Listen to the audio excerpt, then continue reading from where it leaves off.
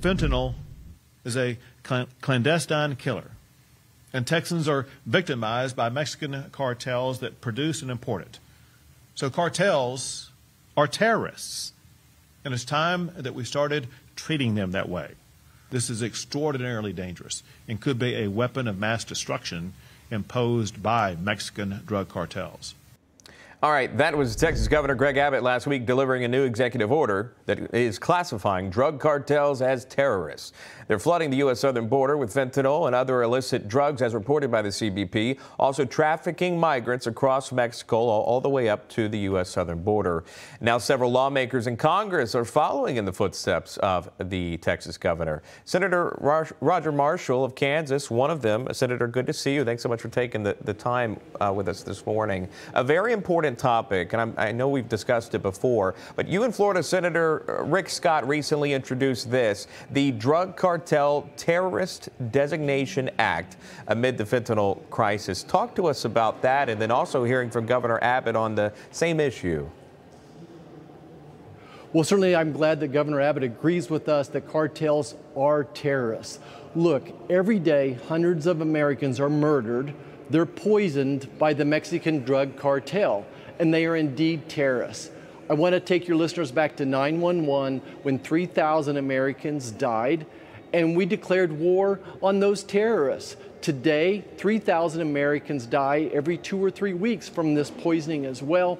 And by the way, this is all caused by Joe Biden's open borders. He could stop all this. I don't know why he's turning his back on America's youth, on America's young adults. He could stop this fentanyl poisoning. In the meantime, we can declare the cartels terrorists, and by doing that, we'll give our law enforcement officers and prosecutors more teeth, and additionally have more of an all-of-government response. So, for instance, we could get the U.S. Treasury to freeze the financial assets of the cartels. They're making billions of dollars every month on drug trafficking.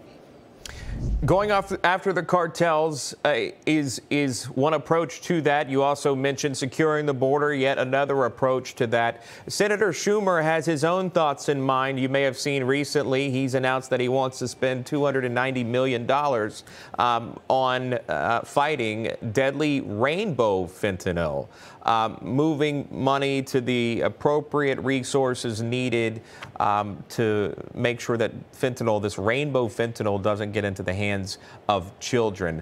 And you see some of the pictures there. It looks like, you know, sweet tarts. It looks like candy. But talk to me about this.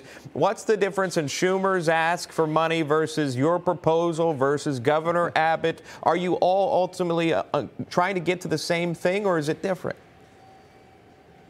Well, I think that this is a very small piece of the puzzle. Certainly want to warn parents about trick-or-treating coming up here in several weeks as well, and that this fentanyl that looks like candy, this is marketing by the drug cartels. So certainly I agree with Schumer on that specific issue. But really, that's just putting a finger in the dike. Making the cartel terrorists will have a much bigger impact. But really, what we need is $25 billion to secure the border. That's a number that President Trump came up working with DHS. Maybe we spent $3 or $4 billion already, but we probably have $25 billion work left. That's what's going to stop the problem. Right now, again, we're putting our fingers in the dike. This is Joe Biden's open border problems, and that's what's going to be on the election. That's what people are going to be thinking about when they walk into that booth in November. And what everybody needs to realize is that every one of these so-called moderate Democrats, when they get here, they become puppets of Joe Biden and Nancy Pelosi. We need to secure the borders, and we're going to do everything to make that happen. Okay.